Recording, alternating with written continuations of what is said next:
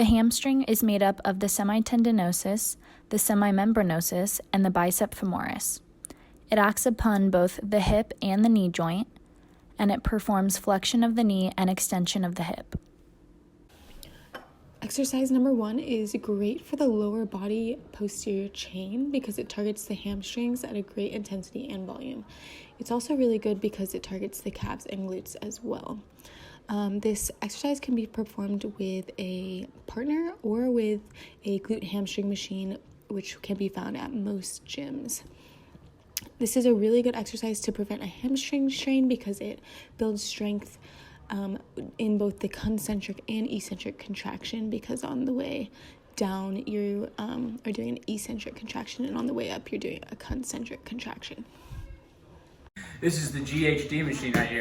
And a lot of people will use this for like a back extension to get that lumbar spine, but it's actually can also be used for the glutes and hamstrings. So you can go and then you can come up here, really squeezing with the glute there. And if you're really ballsy, you can get a plate too and hold that. Yeah. Exercise number 2 is an eccentric isometric RDL, and it's great to strengthen the hamstrings to prevent any strains. It's also really good because it focuses on the eccentric movement, whereas oftentimes when we do hamstring exercises, we only focus on the concentric movement. This is really important because while we're running or jogging, we're mostly using our hamstrings for that eccentric contraction. This trains the hamstrings unilaterally in an open chain manner and is different from a typical deadlift because it emphasizes the eccentric phase, like I mentioned earlier. Go. This next exercise, this is the RDL, also known as the Romanian deadlift.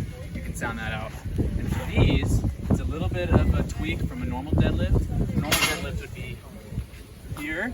With this, you're going to have a slight knee bend, and then you're going to keep your back straight the whole time, and then you're just going to lower, eccentrically contracting the hamstring, like that. Yeah! This exercise develops eccentric hamstring strength that is vital for protecting against hamstring strains. Although slow hamstring exercises are good for developing hamstring control and strength, band flutters target the explosiveness needed during running. Training should incorporate movements that require the athlete to rapidly contract and relax, which is often neglected in training programs. By doing this exercise, you are training the hamstrings to rapidly contract and relax. This is a form of butterfly kicks, but it's going to work instead of the core. We're going to try and work with the hams more. To do that, you're going to attach a band somewhere across to where you can lift your butt and glutes and hams up like that, and then you just go to town.